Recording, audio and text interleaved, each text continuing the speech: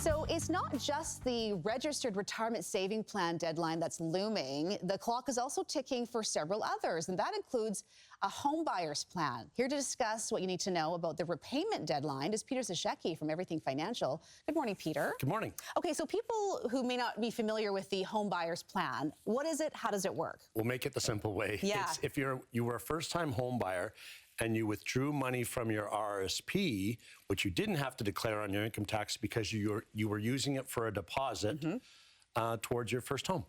Okay, so you were able to remove that money, you buy your home, but then you have to pay it back over time. So is anyone eligible for this home buyer's plan? First-time home buyers, and then there's other rules.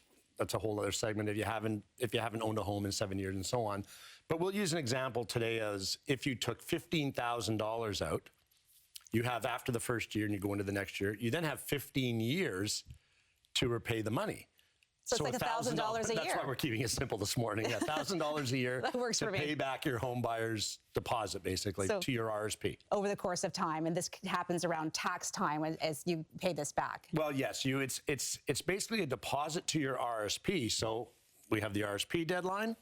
So it's really a home buyer's plan deadline as well, because if you don't put that money back towards your RRSP, in our example, $1,000, then that's going to go on your income tax and it's going to count as income. Aha. Okay, so explain to us why it's important for people to be aware of what this deadline is. Well, if you don't pay it back, and some people's amounts are larger than that too, then all of a sudden you have extra income added to your plan. And what if that extra income takes you from a 42 to a 48% tax bracket or something like that because you didn't put actually the money towards your RRSP? And that's really all it is.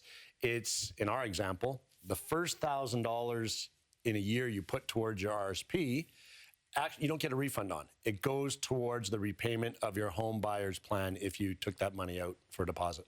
Aha, okay. So, I mean, do a lot of people take advantage of the home buyer's plan? Lots. I mean, we had a lot of people where all of a sudden you look on their tax return and you go, oh, home buyer's plan. Here's your repayment you're required to make every year. So if you did this years ago and you kind of forgot about it, or it just slips your mind every once in a while, it's right there on your notice of assessment every year from CRA.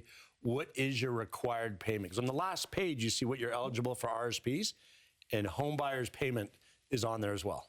Right. I took out a home buyer's, well, how do you call it? You take out a home buyer's payment? Home buyer's plan. It's basically, yeah, that's what the plan's called, but it's a withdrawal from your RRSP to put a deposit on your house. Yeah. I did it years ago. It was $20,000, and I wouldn't have been able to buy my home, my very first condo at the time, without that repayment. So it is helpful for a lot of first-time home buyers. Yeah. So every year you had a chunk of money, 1/15 of that, of whatever you put into RRSPs every year.